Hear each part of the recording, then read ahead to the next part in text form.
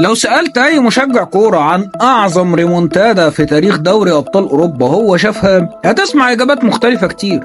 اللي هيقول لك ليفربول ضد برشلونة في 2019، واللي هيقول لك اليونايتد ضد بايرن ميونخ في نهاية 99، ولو يعني مشجع ميلانيستا هتلاقي الدمعة بتفر من عينه كده وهو بيقول لك ديفورتيفو ضد الميلان في ربع نهائي 2004، أو ليفربول مع الميلان في نهائي 2005. كلها ماتشات عظيمة وفعلا ما تتنسيش، بس بالنسبة لأي كوليس كتالوني زي حالاتي أقدر أقول لك إن المعنى الحرفي لكلمة ريمونتادا هو ماتش برشلونة وباريس سان جيرمان في دور ال16 من بطولة 2017.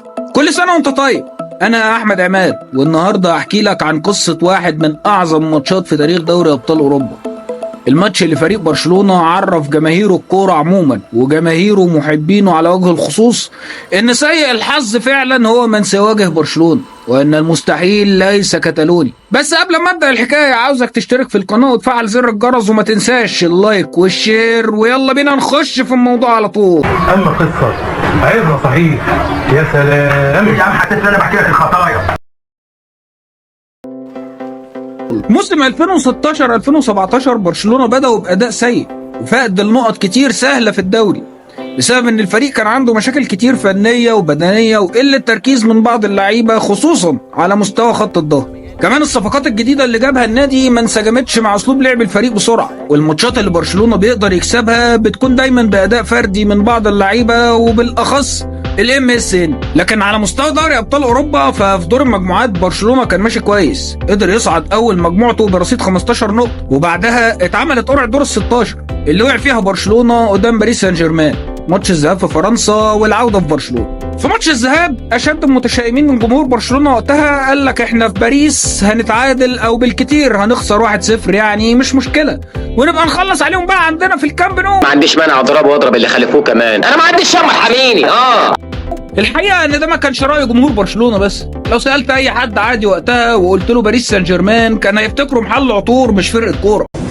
لا واثقه من نفسها، مش واخد بالك، لان اللي كان معروف عن باريس وقتها انه فرقه بتاعت واحد خليجي معاه فلوس وعمال يشتري نجوم وخلاص، انجازاتها كلها على مستوى دوري المزارعين الفرنسي، انما محدش كان بيتهيأله ان الفرقه دي ممكن توصل لاي حاجه على مستوى دوري الابطال يعني. لكن ده ما يمنعش انك لازم تبقى عامل حساب مفاجآت الساحره مستديره، والساحره مستديره مفاجآتها كتيره.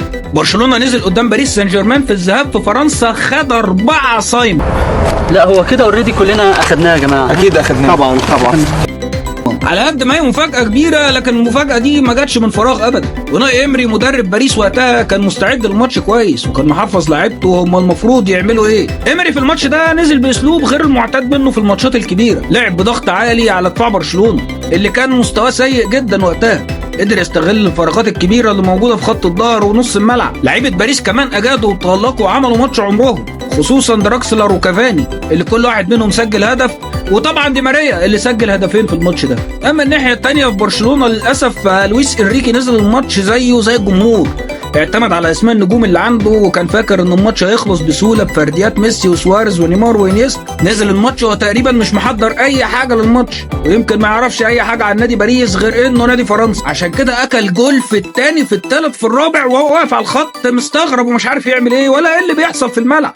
احنا كمان كمشجعين لبرشلونه بعد الماتش ما كناش عارفين نعمل ايه قدام اعصار التحفيل اللي هاب علينا على السوشيال ميديا ليلتها. اي حد بيشجع اي نادي في اوروبا ولا بره اوروبا خد راحته على الاخر بقى في التحفيل. اصدق وهي برشلونه بقى لها 10 سنين دايسه على وش فرق اوروبا كلها، وطبعا الرجاله كلها ما صدقت تيجي تجامل وتبارك وتهني. يلا انتوا كلكم عليا. ايه نرجع للويس انريكي اللي كان راجع من باريس على الطياره ودماغه عماله تودي وتجيب في البلاوي اللي مستنياه.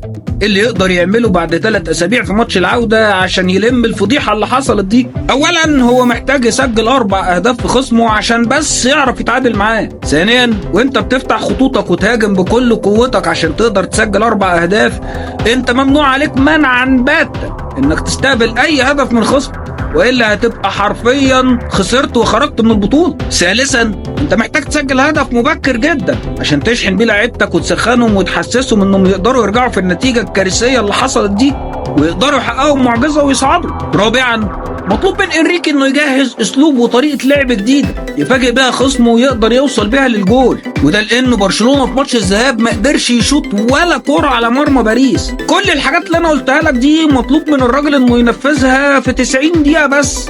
انت متخيل يا مان؟ اهدى لا بس كده.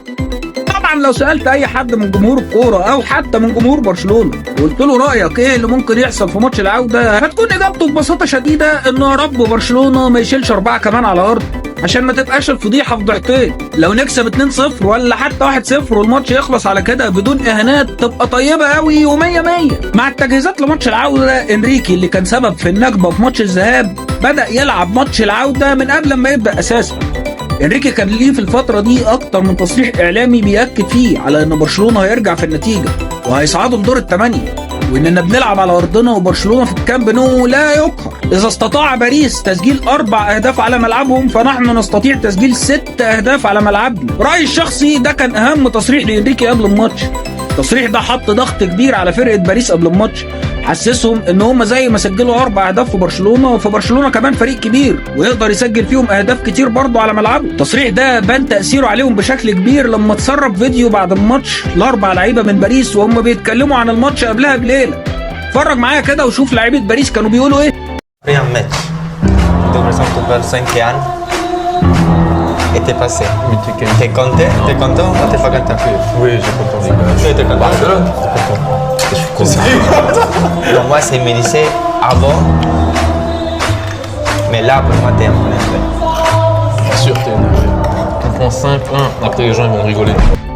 انت مصدق اللي شفته وسمعته ده من لعيبه باريس؟ فيراتي ومونيه ودراكسلر وماتودي قاعدين الليله اللي قبل ماتش العوده وبيتكلموا عن ايه اللي هيحصل لو خسروا من برشلونه 5-1 وصعدوا هم لدور الثمانيه. انت متخيل انه مزروع جوه عقلهم ودماغهم ان هم ممكن يستقبلوا 5 أهداف من برشلونه عادي، مع انهم قبلها ب3 أسابيع بس لما لعبوا مع برشلونه ما استقبلوش ولا هدف. انت عبيط؟ هل انت عبيط؟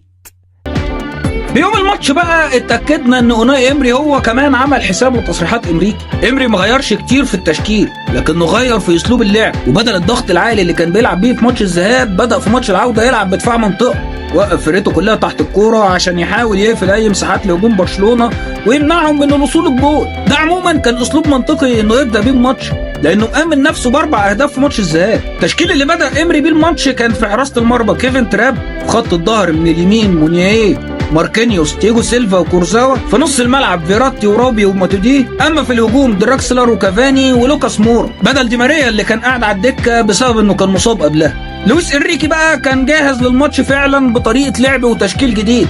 برشلونه نزل الماتش ده يلعب بطريقه 3-5-2، في حراسه المرمى تير شتيجن، وفي خط الظهر كان اومتيتي وبيكيه وماركينيوس، نص الملعب كان رافينيا وراكيتيتش وبوسكيتس وانيستا ونيمار، والهجوم كان مكون من لويس سواريز وليونيل ميسي. فكرة انريكي كانت بتعتمد على فتح الملعب برافينيا على اليمين ونيمار على الشمال عشان يقدروا يفضوا مساحات في العمق لميسي وانيستا وسواريز، وده طبعا مع الالتزام الدفاعي من بوسكيتس وراكيتيتش عشان يأمن بيهم مع ثلاثي خط الظهر وما يسيبش مساحات يستقبل منها اهداف. مباراة كبيرة، شحن جماهيري على اخره. جمهور برشلونة في ملعب الكامب نو يومها وصل لحوالي 99,000 متفرج. ملعب مليان على اخره والجمهور جاي يشجع فرقته ويقف ورا لحد اخر لحظه رغم صعوبه الموقف. صفر الحكم وابتدى الماتش، ومع بدايه الماتش انريكي قدر يحقق اول مهمه مطلوبه منه، الهدف المبكر. فبعد 2:30 ثانيه بس لويس سواريز قدر يسجل الهدف الاول. ملعب اتقلب والجمهور بدا يحس ان في امل كبير والفريق يقدر يرجع ويعملها. لويس انريكي بدا يصرخ في لعيبته انهم يقدروا يعملوا اللي هم عايزينه، يقدروا يوصلوا لدور الثمانيه. بعد الهدف ده باريس فضلت ملتزمه بخطتها الدفاعيه، ولاعيبه برشلونه فضلت تضغط اكتر وتحاول اكتر عشان يسجلوا الهدف الثاني لحد ما حققوا اللي هم عايزينه في الدقيقه 40 لما انيستا اخترق منطقه الجزاء بمهاراته وتسبب في الهدف الثاني اللي سجله كورزاوا في مرماه بالغلط. انتهى الشوط الاول والريمونتادا خلاص مش مستحيله. الفريق اللي قدر يسجل هدفين في الشوط الاول معاه شوط ثاني كامل محتاج يسجل فيه هدفين كمان عشان يعدل النتيجه. كمان احنا كجمهور برشلونه بره الملعب بعد ما كان الماتش مش في دماغنا ومستبعدين الوصول لدور الثمانيه، دلوقتي بقينا حاسين انها قربت. 45 دقيقه في الشوط الاول جبت فيهم جولين، معاك زيهم في الشوط الثاني وتقدر تسجل جولين كمان، بس بشرط واحد، هو انك ما تستقبلش اي هدف. بس هل نادي باريس ممكن يسيبك تعمل اللي انت عايزه. ده عند امه يا ادهم. الشوط الثاني بدأ برشلونة مكمل في خطته في اللي بدأه، ضغط عالي وفتح على الاطراف من اول دقيقه لحد ما نيمار قدر يغلط مونيه وياخد منه ضربه جزاء في الدقيقه 50 عشان يدخل ليونيل ميسي ويسجل الهدف الثالث. جمهور برشلونه في الملعب بقى قال لك كده خلاص، اتعشت كده خلاص، اتعشت يا باشا احنا كده صعدنا خلاص، شوف لنا مين اللي هيلاعبنا بقى في دور الثمانيه. خلاص كده انا مش عايز حاجه، انا مش عايز حاجه. لكن ومع الاسف باريس سان جيرمان كان ليه راي تاني. وناي امري بعد ما لبس 3 اجوال بدا يفوق كده ويصحى لنفسه وحس انه بيروح في داهيه، بدا يدي تعليمات للاعيبته انهم يلعبوا على المرتدات ويهاجموا علشان يخلي برشلونه يخف الضغط الهجومي بتاعه شويه، في نفس الوقت يجري لعيبه برشلونه اكتر ويستنزفهم بدنيا. ومع الاسف اللي كان عاوزه ايمري خد اكتر منه بكتير. فاول من نص الملعب في الدقيقه 62 اتلعب في ظهر دفاع برشلونه الكورزاوا اللي جاي من ورا ومعهوش حد عشان يخبطها بدماغه ويلعبها لكافاني اللي كان واقف لوحده من غير رقابه، فيستلم ويشوط الكره في الضيقه وتدخل في شباك تير شتيجن. ظرفنا ابن الورمه، خرب بيتك يا ظرفنا ابن الورمه.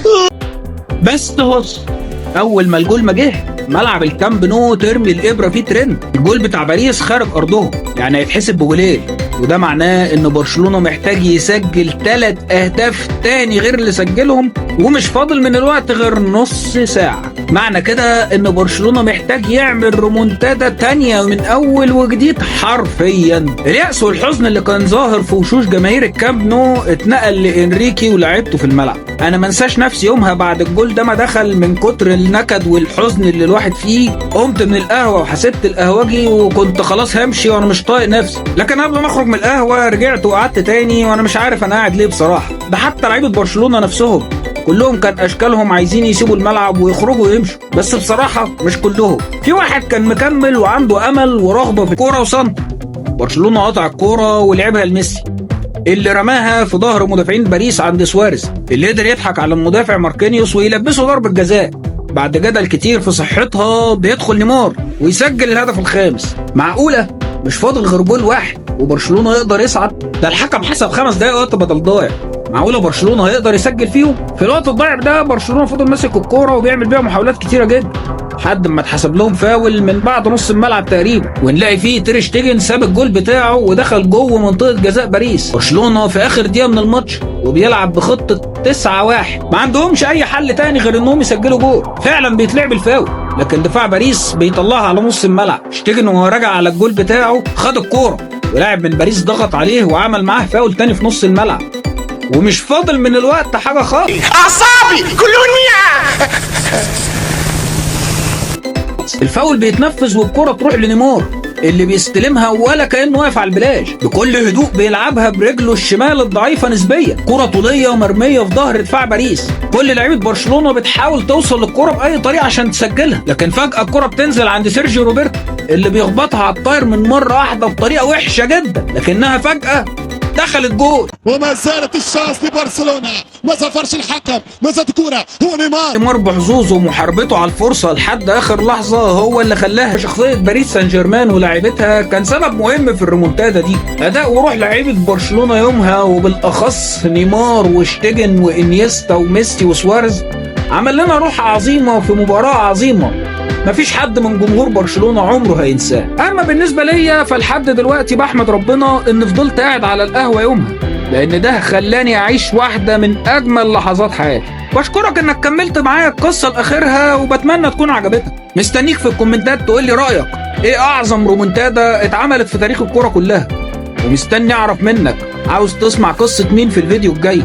وما تنساش تقول لي توقعاتك لماتش برشلونه وباريس الاسبوع الجاي. كمان ما تنساش تشترك في القناه وتفعل زر الجرس عشان تسمع معايا القصص اللي جايه. وما تنساش اللايك